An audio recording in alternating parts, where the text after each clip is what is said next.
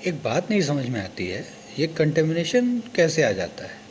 जब हम कोई बफर बनाते हैं और देखते हैं कि वो हमारा बफर कुछ ही दिनों में ख़राब हो जाएगा। ठीक ऐसे ही हम कोई कल्चर का काम करते हैं और अक्सर हम देखते हैं कि हमारी मीडिया में कंटेमिनेशन आ गया है, हमारे कल्चर्स ख़राब हो गए हैं। तो जैसा अभी हम डिस्कस कर रहे थे कि कैसे हम जो भी वर्क करते हैं वो एक हाइजीनिक कंडीशन में मेंटेन करते हुए हम करें। उसके लिए ये लैमिनार फ्लो है, जैसा वर्टिकल लैमिनार एयर फ्लो। कितने तरीके के लैमिनार होते हैं ये हम एक अलग सेपरेट वीडियो में डिस्कस करेंगे। अभी हम जो डिस्कस करने जा रहे हैं उसके अकॉर्डिंग हम देख रहे हैं कि इस वर्टिकल लैमिनार एयर फ्लो में अभी यूवी ऑन है। तो जब भी हम कोई सैनिटाइज वर्क करना चाहते हैं उससे पहले एक एसेप्टिक कंडीशन क्रिएट करनी होती है। उस एसेप्टिक कंडीशन के लिए हमें 45 minutes before starting the experiment UV on कर देना होता है। That UV will create complete sanitized environment in the inside. So जब हमें काम शुरू करना है तो before that we just need to close the UV, we need to switch on the fan, open the lid a little bit and switch on the fluorescent light. So now सबसे पहले laminar पर बैठने के साथ ही साथ हमें क्या करना होता है, हमें सरफेस को क्लीन करना होता है। तो सरफेस को क्लीन करने के लिए we need to use disinfectant which is usually 70% ethanol, and we need to wipe the surface. ठीक,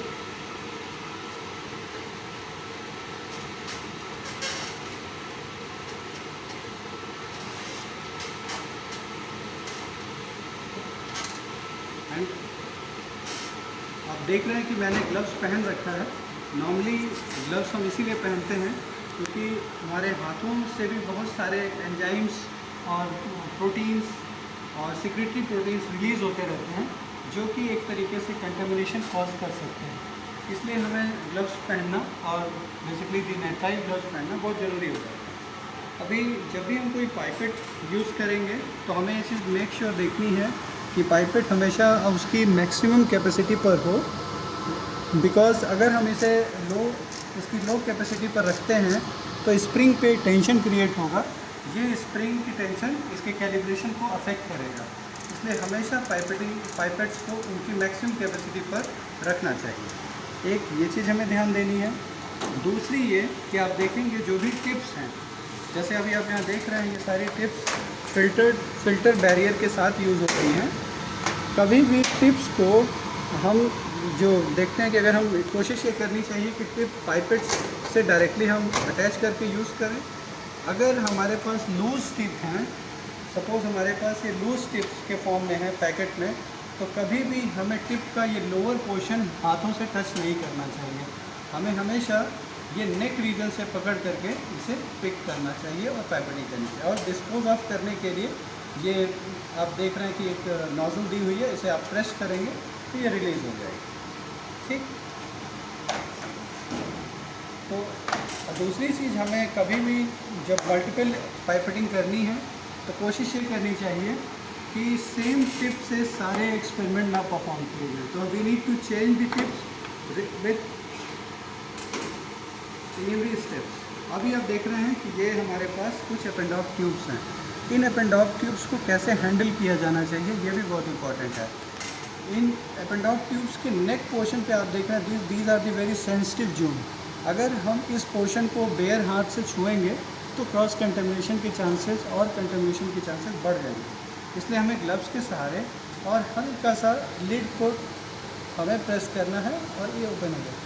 This portion and the inner portion is highly, you can say, contagious. If you touch with bare hand or any tips which is going to touch at this portion and then you are going to touch with the other one, ये इस condition में cross contamination के chances बढ़ जाएंगे। तो किसी भी lid का, जैसे कि अगर हम ये देख रहे हैं कि हमारे पास मेजरिंग सिलेंडर है 100 ml का, जिसका कि यूज़ हम अक्सर वॉल्यूमेट्रिक एनालिसिस के लिए करते हैं। कोई भी बफर प्रिपेयर करना है या किसी पर्टिकुलर कंसंट्रेशन का नोन वॉल्यूम हमें बनाना है तो ऐसी कंडीशन में मेजरिंग सिलेंडर्स को यूज़ किया जाता है।